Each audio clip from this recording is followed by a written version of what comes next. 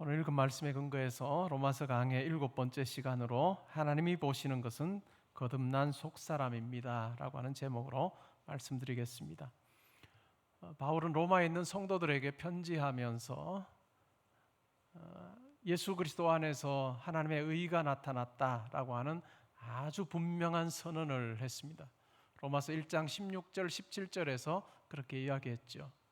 그리고 이 예수 그리스도 안에서 나타난 의가 무엇인가를 바로 설명하지 않고 1장 18절부터 3장 20절에서는 우리에게 왜 이와 같은 하나님의 의가 필요했던가, 예수 그리스도가 우리에게 왜 필요했던가라고 하는 부분을 다룹니다. 그러면서 먼저는 이방인들이 왜 죄인인가를 다루고 그 다음에는 유대인들이 왜 죄인인가, 그래서 결론적으로 모든 사람이 다 죄 아래서 살고 있어서 하나님의 은총을 필요로 하는 상태에 있었다라고 하는 이야기를 합니다. 오늘 우리가 읽었던 부분은 유대인들이 왜 죄인인가 라고 하는 부분에 대한 내용이 되겠습니다. 오늘 우리가 읽었던 내용을 살필 때는 첫 번째는 유대인이라고 하는 이 단어가 가지는 의미가 뭔가 라고 하는 것을 역사적인 배경을 가지고 살펴보려고 합니다. 그리고 이와 같은 유대인, 특권을 가진 유대인이 실질적으로 어떠한 모습으로 살고 있는가라고 하는 부분에 대해서 바울이 이야기를 합니다. 말만 있고 행함이 없는 그 같은 모습에 대해서 비난하고요. 또 종교 의식은 있지만 알맹이가 빠져 있는 그 같은 부분에 대해서 비난하면서 그 같은 모습을 보시고 하나님께서 즐거워하시지 않는다, 하나님의 칭찬하심이 없다라고 하는 그 같은 결론을 내립니다. 그러면서 이와 같은 논리를 쭉 따라가다 보면 그래서 유대인들이 죄인일 수밖에 없다라고 하는 이야기를 하지요. 오늘 이 바울의 이와 같은 논증을 통해서 우리의 삶도 한번 점검해 보면 좋을 것 같습니다. 유대인이라 불리는 그와 같은 특권의 자리가 정말 은혜의 백성으로 살지 못하도록, 어떤 면에서 그들의 어떤 내면의 문제가 이 은혜와는 상관없는 삶을 살도록 했던 것처럼 그리스도인이라고 불리는 크리스티아노이, 그리스도께 속한 자라고 하는 이 놀라운 이름으로 불리는 우리가 과연 하나님 보시기에 어떠한 모습으로 살고 있는가라고 하는 것을 적용적인 측면에서 또 살펴보면 좋겠습니다. 먼저는 유대인이 과연 어떠한 사람인가, 17절에 보시면 유대인이라 불리는 내가 라고 하는 말로 시작합니다. 유대인이라고 하는 이 단어, 이 말은 BC 2세기에 비로소 사용된 말이에요. 그 이전까지는 히브리인이라고 하는 말이 많이 사용이 되었죠. 히브리인 아니면 이스라엘 사람, 이와 같은 단어들이 사용되다가 유대인이라고 하는 말이 예수님 오시기 한 150년 전 그 무렵부터 사용이 되었습니다. 그리고 이것이 실질적으로는 굉장히 보편화되어서 이 원래 의미는 유다 지파에 속한 사람이라고 하는 의미였는데 이것이 이제 확장이 되어서 모든 유대인들에게 다 적용되는 것 같은 말이 되었습니다. 그러면 이 단어, 이 말이 어떤 상황에서 생겨났는가라고 하는 부분을 살피기를 원합니다. BC 2세기의 상황을 보면 유대인들은 굉장히 큰 위기에 처해 있었습니다. 어떤 위기냐면 그 당시에 헬레니즘이라고 하는 그와 같은 모든 세계를, 전 세계를 다 헬라의 사상으로 통일한다라고 하는 이와 같은 헬레니즘의 어떤 확산 앞에 그들은 아주 직면해 있었습니다. 이 헬레니즘의 확산이라고 하는 건 뭘까요? 헬라의 철학, 그리스의 철학이나 아니면 그리스의 신이나 또 그리스의 어떤 사상이나 이러한 것을 모든 세계 사람들이 다 받아들이고 수용하고 그것에 따라 살아야 된다라고 하는 것이 바로 이 헬레니즘입니다. 그 당시에 유대 지역을 통치했던 왕이 바로 시리아의 왕입니다. 시리아의 왕인데 주전 2세기에 안티오코스 에피파네스 4세라고 하는 왕이 있는데 이 왕은 이 헬레니즘을 확산시키는 것을 자기 사명으로 알았던 왕입니다. 근데 여러 지역을 다 이 헬레니즘을 가지고 통치를 하는데 용이했는데 딱 한 군데 힘든 곳이 있었습니다. 어딜까요? 이 유대 지역인 거죠. 이 헬레니즘을 다른 민족들은 다 쉽게 수용하고 받아들이고 그들이 가지고 있던 종교나 아니면 사상과도 융합하여서 잘 수용하는데, 그러나 아주 수용하지 못하고 반발하는 민족이 바로 유대인들이었습니다. 왜 반발했을까요? 유대인들에게는 야훼 신앙이라고 하는 유일신 사상이 그들 가운데 분명히 있었기 때문입니다. 우리는 오직 여호와 한 분만을 섬긴다. 그렇기 때문에 헬라 사상에서 이야기하는 많은 신들을 우리는 받아들일 수가 없다. 그리고 어떨까요? 10계명의 첫 번째 계명이 어떠한 형상도 만들지 말고 절하지 말라라고 하는 그와 같은 분명한, 하나님 신을 섬길 때 어떤 형상을 하나님도 형상화시키지 말아야 된다라고 하는 것이 첫 번째 계명인데, 그 당시 헬라의 신들을 보면 어떨까요? 다 형상을 지니고 있는 거예요. 그리고 그 형상을 지닌 신들에게 경배하고 기도하고 또 절하고 하는 것이 굉장히 일반적인 그 같은 신앙의 모습인 거죠. 그러니까 유대인들은 도무지 이걸 받을 수가 없는, 유대인들의 경우에는 뭘까요? 이 율법이라고 하는 아주 중요한 하나님의 뜻이라고 하는 이 율법을 그들이 가지고 있었고, 이 율법을 통해서 그들은 하나님의 뜻이 무엇인지를 잘 알고 행할 수 있다라고 그렇게 확신하며 살았습니다. 근데 이 헬레니즘이 확산되면서 율법 따라서 사는 그것이 굉장히 위험해지는 상황이었습니다. 그러니까 안식일도 지키면 안 되고, 아이들이 태어났을 때 남자아이가 태어나면 난지 8일 만에 할례를 행하는데 이와 같은 할례도 금지하는, 할례를 행하거나 아니면 안식일을 지키거나 할 때 그냥 약간의 어떤 불이익이 아니라 때로는 목숨까지 잃어야 되는 그와 같은 상황에 처하게 됩니다. 그러니까 어땠을까요? 반발하는 유대인들이 생겨나게 되었습니다. 어떤 시대나 똑같이 일부의 사람들은 동조하는 사람이 있고 또 어떤 사람들은 반발을 하는데, 유대인들도 마찬가지였습니다. 이 헬레니즘의 확산에 동조하는 사람들도 있었던 반면에 또 반발하는 사람들도 있었습니다. BC 167년에 안티오코스 에피파네스 4세 이 시리아 왕이 사신을 보냅니다. 유대의 사신을 보내어서 그리스 신에게 제사를 드리라 라고 하는 명령을 내립니다. 여러분, 만약에 여러분이 제사장이나 유대인, 아주 독실한 유대인이라고 생각할 때 이와 같은 명령을 받았다면 어떨까요? 도무지 이걸 따를 수 없다라고 하는 생각을 가지고 있습니다. 그래서 그 사신에게 거절을 합니다. 거부를 합니다. 우리는 그리스 신들에게 제사를 드릴 수 없다라고 그렇게 거절을 하는데, 그 중에 한 유대인이, 그 말을 들었던 유대인이 제사 준비를 하려고 합니다. 그러자 그 말을, 그 자리에 있었던 제사장의 아들인 마따디아라고 하는 그 사람이 그 왕의 사신과 제사를 드리려고 하는 유대인을 쳐서 죽입니다. 쳐서 죽인다는 건 뭘까요? 이제는 선전포고를 한 거죠. 그리고는 광야로 나갑니다. 그리고 그를 따르는 많은 무리들이 함께 합니다. 우리가 복음서를 보게 되면 자주 등장하는 바리새파 사람들, 바리새인들도 이와 같은 이 전쟁에, 저항 운동에 동참하게 됩니다. 그래서 굉장히 많은 세력을 이루게 되고요. 결국 게릴라전처럼 이 시리아 왕의 군대와 이와 같은 저항하는 유대인들 전투를 벌이는데 하나님의 은혜로 전투에 많이 승리를 하게 됩니다. 그래서 BC 167년부터 164년 사이 3년의 수차례의 전쟁을 통해서 결국 승리하게 되고, BC 164년에는 예루살렘 성전도 다시 되찾게 됩니다.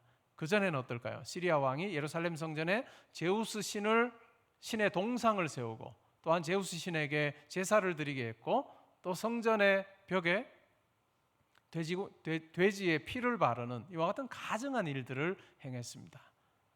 성전을 드디어 회복하는 그와 같은 일들을 행하죠. 그래서 유대인들이 그때 성전 회복을 기념하여서 오늘날도 하누카라고 하는 그와 같은 절기를 지킵니다. 크리스마스와 거의 시기적으로는 겹치는 그와 같은 하누카라고 하는 절기를 지킵니다. 그리고 나서 꽤 몇 년 동안 계속해서 전쟁이 있다가 결국은 유대인들이 자치권을 가지는 하스모니안 왕가라고 하는 이 왕가를 만들어서 유대 지역에서 꽤 독립적으로 그렇게 정치 활동을 하고 또 종교 활동을 하는 그와 같은 시기가 있었습니다. 그리고 나서 로마가 세워지고, 그러면서 이제 이 하스모니안 왕가는 몰락을 하게 되죠. 이런 어떤 강력한 반발하는 그 상황에서 생겨난 단어가 바로 유대인, 유다요스라고 하는 단어입니다. 유대인이라고 하는 단어죠. 이 유대인이라고 하는 이 말 속에 담겨있는 의미는 굉장한 거죠.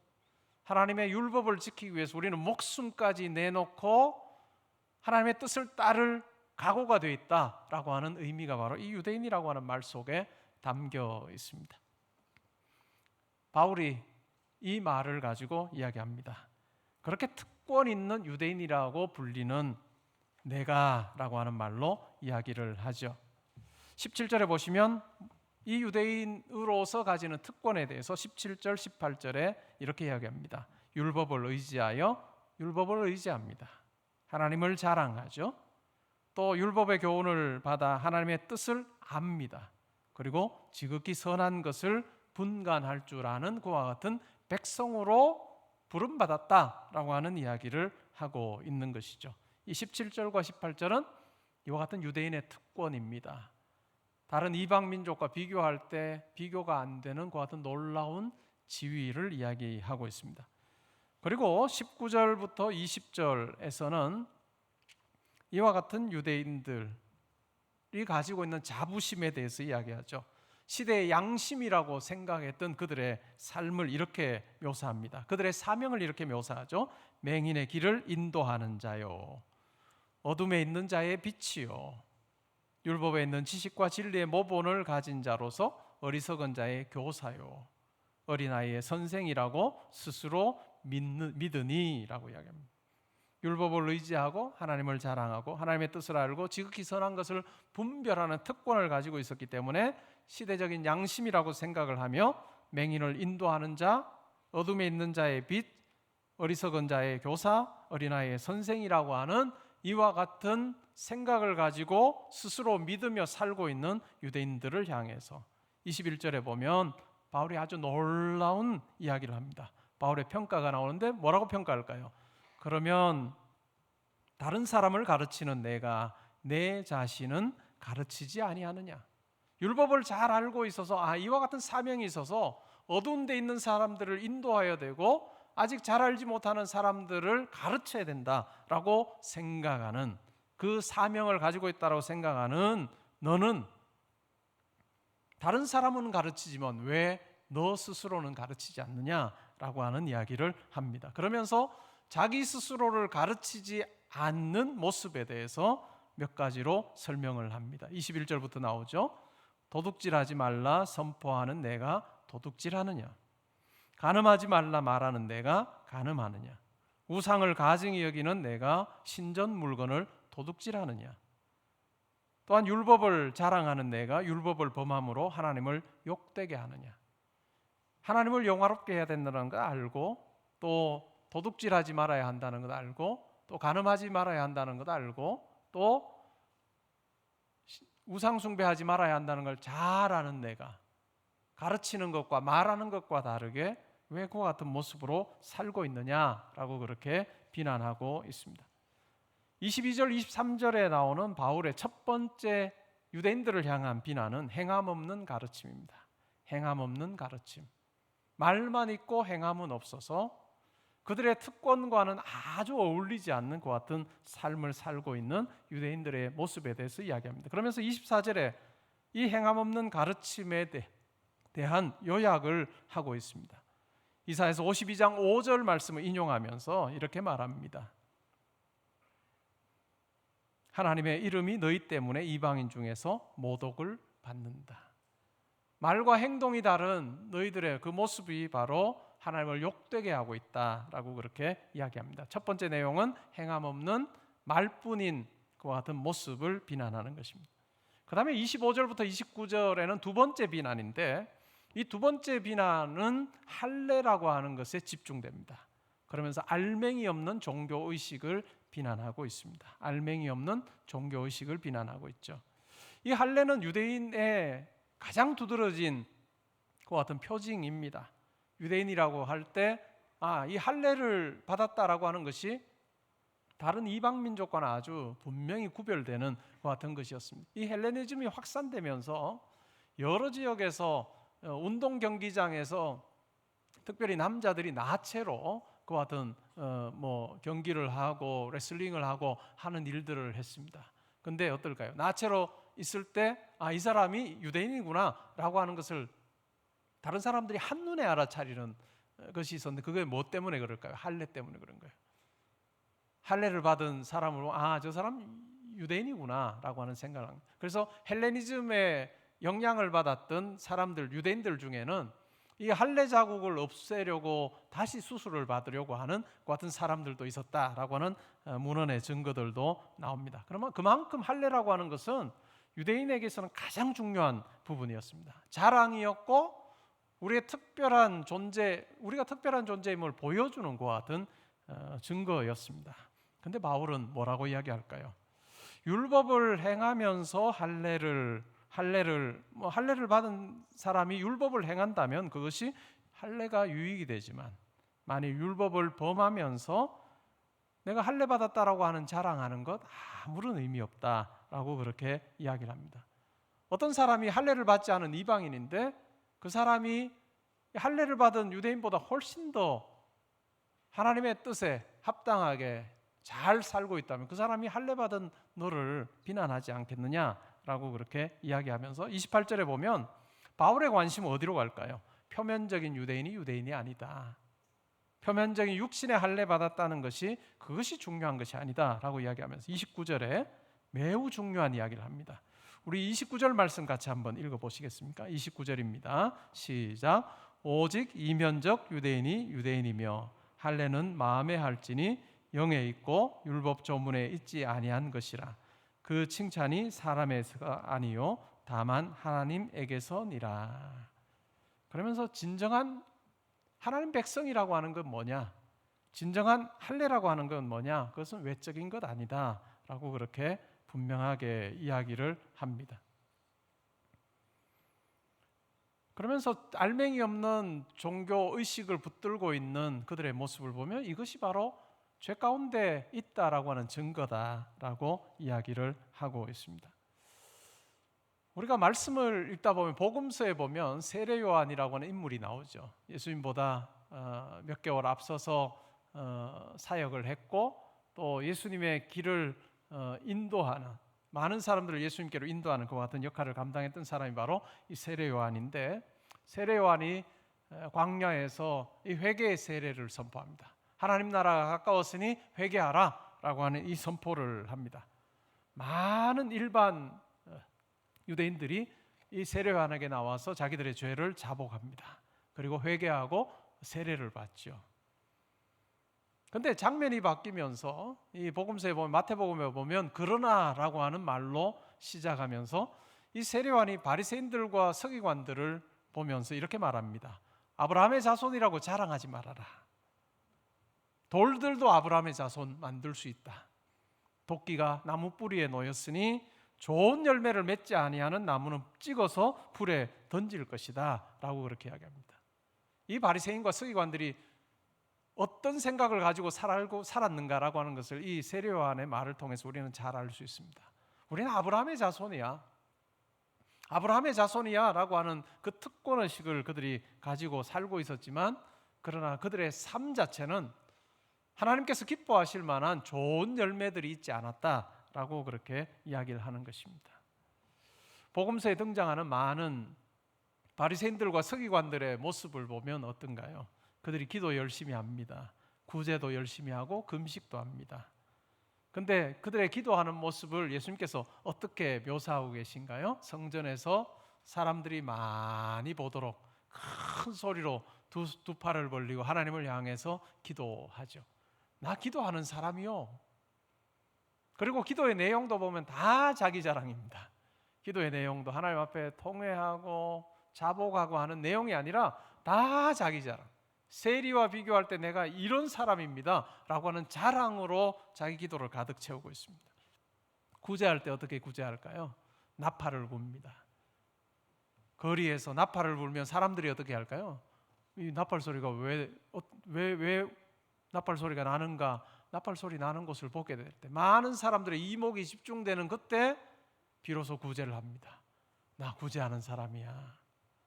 금식을 합니다. 여러분 금식해 보신 분들 계실 거예요. 금식을 하는데 이 바리새인과 서기관들은 어떻게 금식한다고요? 누가 보더라도 저 사람 금식하는구나 라고 하는 생각이 들도록 세수도 하지 않고 머리도 빗지 않고 머리에 기름도 바르지 않고 그냥 초췌한 모습으로 그렇게 지냅니다. 누가 보더라도 저 사람 금식하는구나, 대단한 사람이야 라고 하는 평가가 이루어지도록 그렇게 행동하는 것이죠. 근데 이와 같은 모습을 보면서 예수님께서는 이렇게 말씀하세요. 그렇게 하는 자는 상 다 받았다. 누구로부터 상 받았다고요? 사람들로부터 칭찬받아 상 다 받았다. 그러면서 하나님으로부터 받을 상은 없다라고 하는 이야기를 합니다. 외식하는, 겉모습으로만 하나님을 섬기는 그와 같은 부분에 관심을 가졌던 이 바리새인들을 향해서 예수님께서 평하셨던 내용입니다. 그러면서 이렇게 말씀하십니다. 은밀하게 해야 된다. 기도도 은밀하고 또한 구제도 은밀하고 금식도 은밀하고 우리의 경건의 모습이 자랑이 되지 않도록 우리가 경건 생활하는 이것이 하나님께로 나아가는 데 도움이 되는 것이어야 하지 오히려 하나님으로부터 인정받는 데 걸림돌이 되는 것이 되어서는 안 된다라고 그렇게 이야기를 하고 있습니다. 우리 삶에도 한번 적용해 볼까요?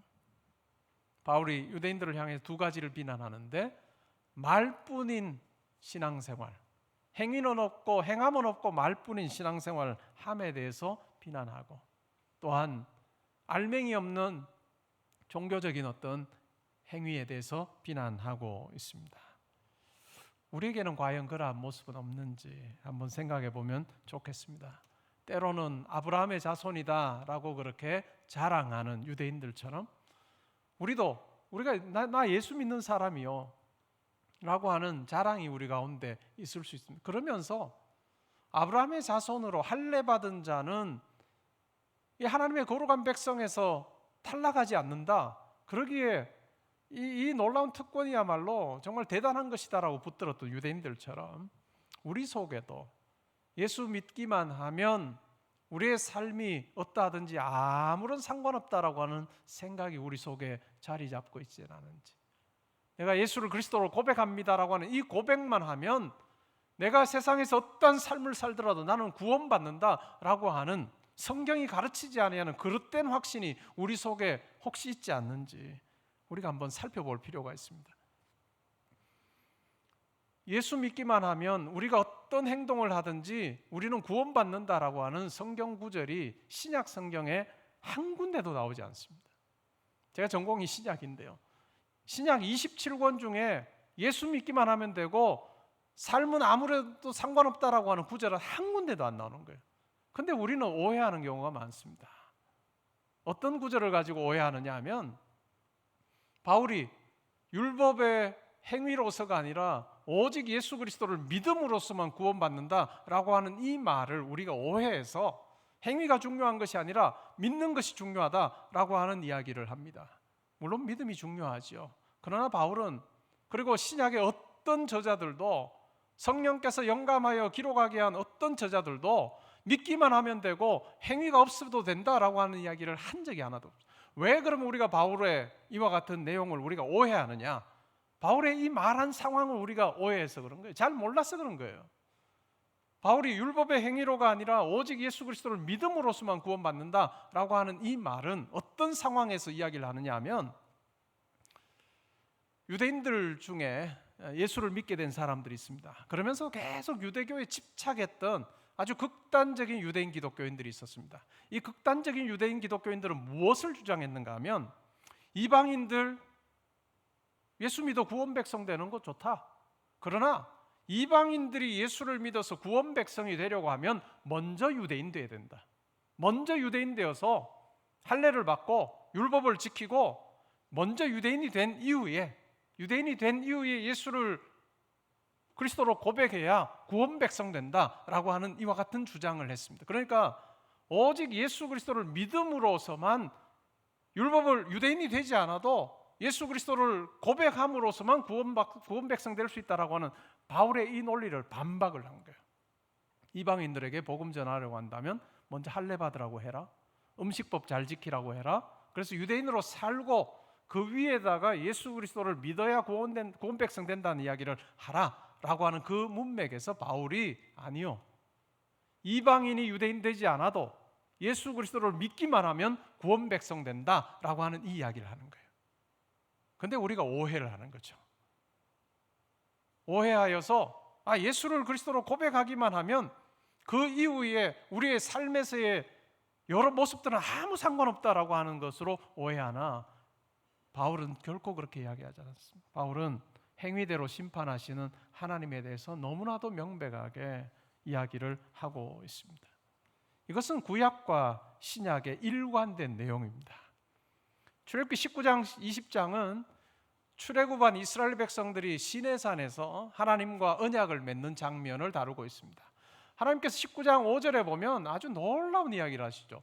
이스라엘 백성들을 향해서 너희들이 내 소유가 될 거다. 이 내 소유라고 하는 이 말은 가장 중요한 보배예요. 하나님께서 가장 소중하게 여기시는 보배라고 하는 말이 이 소유라고 하는 말이에요. 그리고 거룩한 백성 제사장 나라가 되게 하겠다라고 아주 놀라운 약속을 주십니다. 근데 출애굽기 19장 5절 바로 이 약속 앞에 어떤 말이 나오느냐 하면 너희가 내 말을 잘 듣고 내 언약을 지키면 이라고 하는 말이 나옵니다. 너희가 내 말을 잘 듣고 내 언약을 지키면 그렇게 해주겠다. 이 약속을 받았던 유대인들이 마음으로부터 또한 그들의 삶 가운데 이와 같은 언약 백성다운 모습이 없어서 구약 여러 성경들을 보면 하나님께서 진노하시고 하나님께서 이스라엘 백성들에게 벌 내리시는 그 같은 내용들을 우리가 많이 봅니다. 결국 우리가 신앙생활하면서 해야 되는 싸움은 바로 이것일 것입니다. 과연 바울이 지금 비난하는 행함 없는 말뿐인 모습이 내 속에 있지 않은가, 우리는 점검해 보아야 되고, 또 알맹이 빠진 그와 같은 종교적인 의식만을 내가 붙들고 살고 있지 않은가, 우리는 잘 살펴야 할 것입니다. 바울은 이렇게 이야기합니다. 편지하면서 내가 다른 사람들을 가르치고 하나님으로부터 내가 버림받지 않으려고 내가 애쓴다. 똑같은 맥락 아니에요? 다른 사람을 가르치는 내가 너 스스로는 왜 가르치지 않느냐라고 하는 말과 일맥상통합니다. 바울은 하나님의 뜻이 무엇인지, 구원받는 길이 뭔지, 구원 백성으로 사는 길이 무엇인지를 여러 편지들 속에서 또 현장에서 아주 많은 사람들에게 증거하고 가르쳤던 사람입니다. 그러면서도 자기 마음속에는 항상 그게 있는 거예요. 내가 다른 사람을 가르치고 하나님으로부터 버림받지 않으려고, 말과 행동이 달라서, 가르침과 내 삶이 달라서 하나님으로부터 버림받지 않으려고 내가 애쓰고 있다라고 이야기하고 있습니다. 여러분의 삶은 어떤지요? 다른 사람에게 나 예수 믿는 사람이요, 예수 믿는 사람이 이렇게 살아야 되고, 또 우리가 함께 소그룹하고 지금은 못하지만 사랑방이나 아니면 어떤 곳에서 성경 말씀을 나누고 가르치고 하는 그 같은 일들을 우리가 하는데, 과연 그 가르침을 나 스스로에게, 내 자신에게 정말 가르치고 있는가? 구약 성경에 보면 가장 새언약적인 삶을 살았던 사람 중에 한 사람이 다윗입니다. 다윗의 그 시들을 보면 어떻게 해요? 내 영혼아 낙심하지 말아라, 내 영혼아 절망하지 말아라, 오직 하나님만 바라보라 라고 하면서 자기 영혼을 향해, 자기 속사람을 향해서 선포하고 이야기하는 거예요. 낙심할 수밖에 없는 상황에 처해 있는 그와 같은 자기를 보면서 하나님 바라보면서 일어나라, 하나님 바라보면서, 하나님 소망하면서 오히려 내가 찬양하리로다 라고 그렇게 선언하는 다윗을 우리가 생각해 볼 필요가 있습니다. 바울의 이 우리를 향한 이 권면을 우리는 깊게 생각할 필요가 있습니다. 과연 내가 하나님께서 내 속사람을 보실 때 과연 기뻐하실까? 하나님께서 내 속사람을 살피신다면 뭐라고 평가하실까?